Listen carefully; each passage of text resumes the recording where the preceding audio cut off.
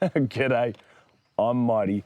Welcome to the Mighty Outdoors and welcome to my journey of discovery with my Land Rover Discovery 4.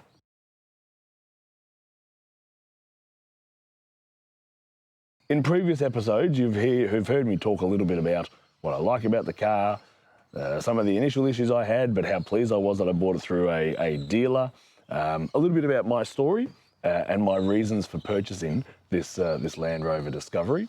And now comes the part which so many people enjoy, as I do, and we're going to start thinking about modifications.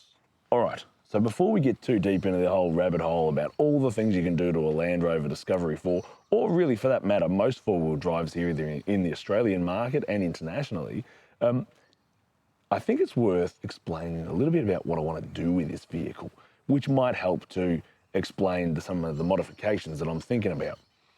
Now, for me, this is not going to be a rock crawling four-wheel drive with huge wheels and going up over, incredible rocks and super hard tracks. No, I mean, look, it can be made to do so. It's quite a capable vehicle, but me personally, that's not what I'm about. I'm about getting out into the mighty outdoors and enjoying it in every which way I can. So for me, versatility is important, but it's also fair to say that, while I'll do tracks and while I'll do four-wheel driving, of course, a lot of the time this vehicle is going to be on tarmac. Thinking of changing the wheels.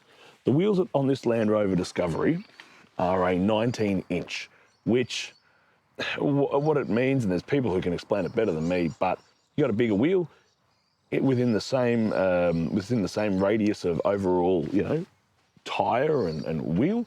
You're going to have a lower sidewall. You're going to have less tire and more wheel. Now I want to reduce that, so I'm looking at a set of 18-inch wheels, because I can go on a Land Rover Discovery 4. I can go down to 18-inch without having to change brake calipers or do anything too substantial like that.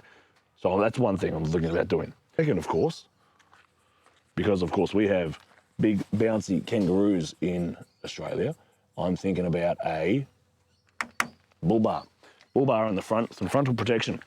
Continuing on protection, I'm not entirely sure whether I want to put sliders on it or not. I'm thinking about it, but I do want to put some underbody protection, right, to protect the vulnerable parts under the chassis. These all come as bolt-on kits, which is great. So that's something which I've seen. I know there's an Aussie company called APT, and I'm thinking about getting some from them. But if you've got suggestions, gee, I'd love to hear it before I go ahead and make these purchases. So inside the car, what I'm thinking, well, first of all, I need somewhere to stick my mobile phone up here on the dash. Now, I know that there are some fantastic mounts made by Ram, and so I'm thinking about a Ram mount for the phone, so I can have that up where I can see it, but don't have to hold it. What else I want to do?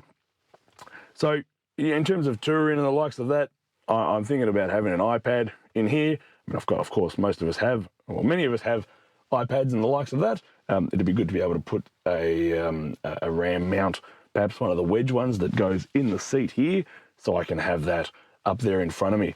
Radio, yes, thinking about a GME radio. They've got a great product. I'm not here to sell you their products, of course, but a radio in which basically everything can be controlled from a handset rather than from the radio unit, which is installed and hidden behind here somewhere is where it would go. Thinking about perhaps a cargo bay in the back might be useful. It would allow me to stack more stuff up without, in the case that I have to brake suddenly, without it all coming forward and getting my kids in the back of the head. So thinking about that. Still in two minds about long-range tanks and the likes of that, but I'm thinking about it. Although what I'm more likely to do, especially for the for the big adventure that I've got in the works, is actually to look at a camper trailer.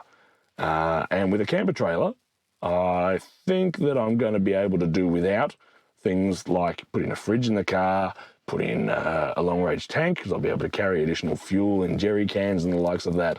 So at this point in time, I'm not going to do a fridge. I'm not going to do a second battery in the car. I don't think I'm going to need it, but I'll still put a roof rack on, so I've got a little bit more rooftop storage for lighter things. I don't want to put anything too heavy up there. A winch, I think, is worth my time and money, and then just other recovery gear, you know, straps and shackles and the likes of that. Thinking about whether to get some seat covers or not entirely sure, but we'll see. Maybe some sort of, and it's only a little thing, two little things, perhaps some netting up on the roof to carry a little bit more light stuff, perhaps. And then perhaps even something for the backs of these seats, for the front passenger and driver's seat, into which, you know, Mini Mighty and Mighty Junior can put their bits and pieces. Because if we're going to be spending a fair bit of time on the road, particularly on the longer trips, and Australia is a place where you can do some long trips, then for them to have a bit of space to chuck their stuff, I think it'd be quite useful. That's a bit of an idea about what I've got in plan.